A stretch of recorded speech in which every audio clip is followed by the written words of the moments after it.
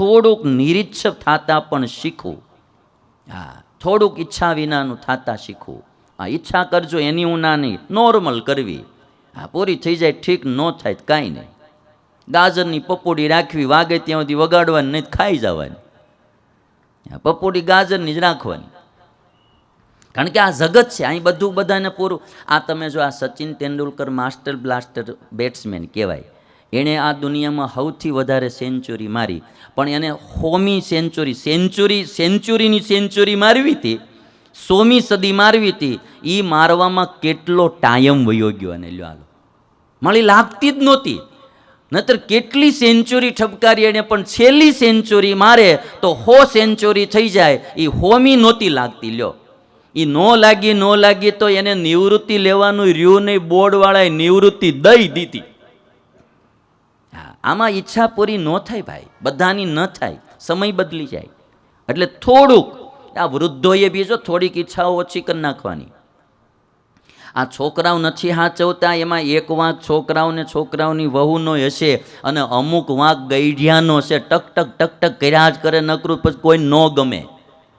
હા, એ જુવાનીમાં આપણે જે જીવાવી વાત જુદી હોય, અને પછી વૃદ્ધાવસ્થામાં હવે આપણે રળતા ન હોય, આપણે હાથમાં કાંઈ વાત ન હોય, જમાનો બહુ આગળ વયો ગયો હોય. હવે તો સાનું મનું મૌન રખાય, દીકરાની વહુ જે દે એ સાનું મનું ખાઈ લેવાય, પ્રભુની માળા ફેરવાય અને આનંદ કરાય. પછી એમ ન કહેવાય મારે ગાંઠિયા ખાવા. હવે ઘણાય દાયબા.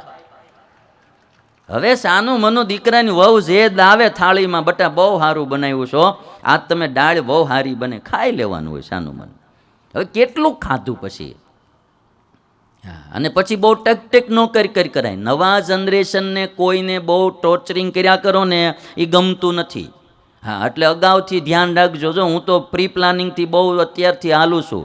મેં કીધું અમારા આ ચેલા નવા પછી આવતા જાય, આપણે જ્યાં સુધી આપણે હાંકોટા ફટકારા કરીએ કે ત્યાં સુધી એ આપણા અંડરમાં રહે, અને જેથી આપણા હાંકોટા ફટકારા બંધ થઈ જાય તે સાનું મનું માળા ફેરવી બાલસ્વામી આપણે. હા, બીજું કંઈ કરવાનું નહીં, જે કરતા હોય કરવા દેવું. પછી જે કરતા હોય એટલે ખોટે માર્ગે જતા હોય તો બે બોહટમાં શીખવી જોઈએ, પણ એમ કે આમ પછી બહુ ટક નહીં કરવાનું. અમારામાંય જે ગુરુઓ ચેલાઓને નાની બાબતમાં રોકટોકને આમ દખલગીરી કર્યા કરે, ઇન્ટરફિયર, ત્યાં ચેલાય ટકતા નથી.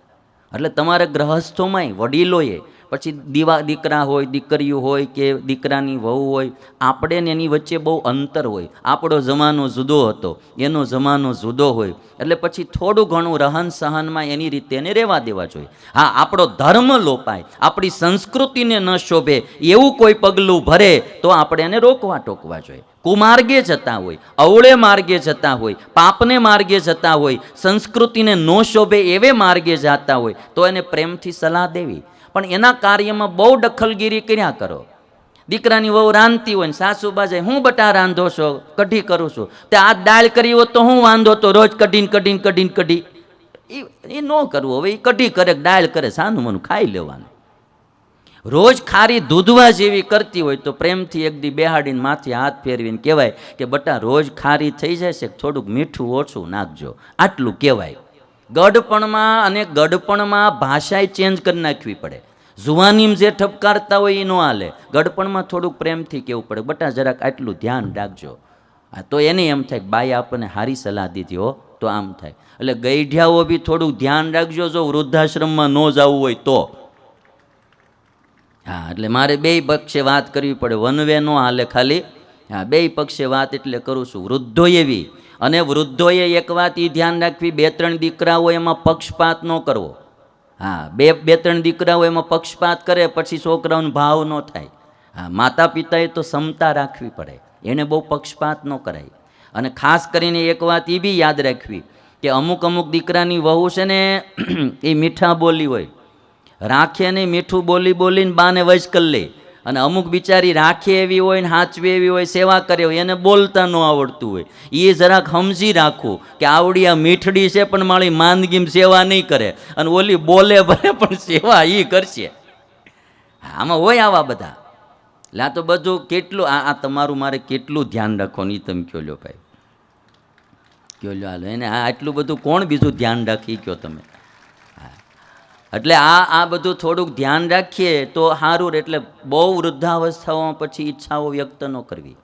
અને પછી 80 વરે પછી તમને હું કહું કે તમે ટીવીમાં બેઠા બેઠા નકરી સિરિયલો જોતા હોત પણ દીકરાને વહુને ભાવ ન થાય. અમુક ઉંમરે પછી મંદિરે જવું જોઈએ, માળા કરવી જોઈએ, પૂજા કરવી જોઈએ. સવારમાં આમ ઉઠીને ભગવાનની પૂજા કરતા હો તો દીકરાની વહુને પગે લાગવા આવવાનું મન થાય કે બાપા ભજન કેવું કરે છે, બા ભજન કેવું કરે. પછી આપણે ટીવી આગળ બેઠા બેઠા મારે ક્રિકેટ જોવી તે એ નો સારું લાગે. હવે અમુક ઉંમરે પછી ક્રિકેટું હાર્યું ન લાગે. અમુક ઉંમર હોય ગયા ભાઈ, અમુક ઉંમર હોય પછી અમુક ઉંમરે અમુક વસ્તુ બંધ કરવી જોઈએ.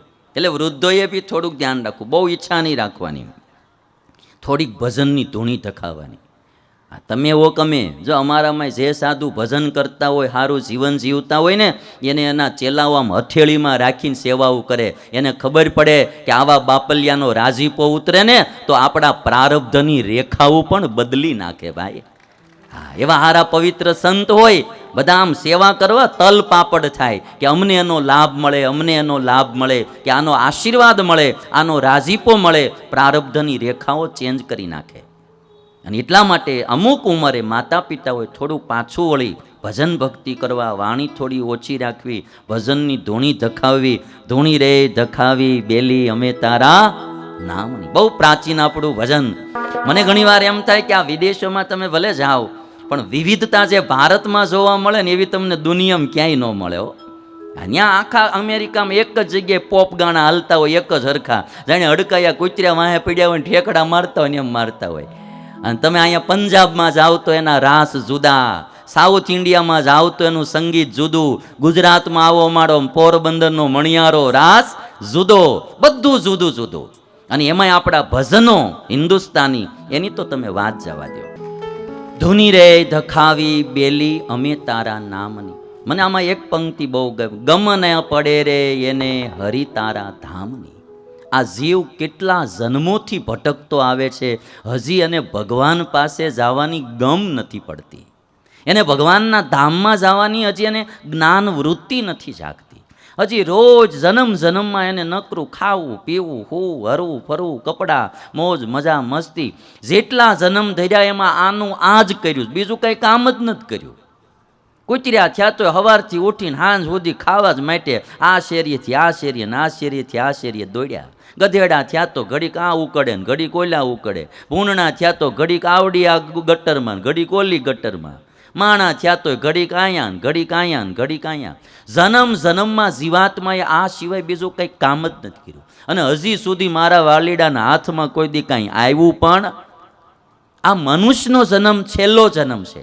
એક જન્મ એવો કરવો કે જીવનમાં કોઈ પાપ નહીં થાય, એટલા સત્કર્મ કરવા અને ઈશ્વરની ભક્તિ કરવી. મોત આવે એ પેલા પરીક્ષિત રાજાની જેમ તૈયાર રહેવું. હામો ભગવાન દેખાય, જેમ દાદા ભીષ્મનું મૃત્યુ આવ્યું કે હામો ભગવાન કૃષ્ણ ઊભો હોય અને ભગવાનના દર્શન કરતા કરતા પ્રાણ છૂટે. આવી મોત, આવું મોત આવે ને એવી જિંદગી જીવવી ભાઈ. આપણા કામ પતે એટલે વૃદ્ધોએ પછી આમ તો યુવાની અવસ્થામાંથી ભજન કરવું જોઈએ, પણ બાકી છેલ્લી અવસ્થામાં તો બધીથી વૃત્તિ પાછી વાળી દેવાની. રોજ સવાર સાંજ ઈશ્વરના મંદિરે જઈએ, પૂજા કરીએ, ભજન કરીએ, ભક્તિ કરીએ.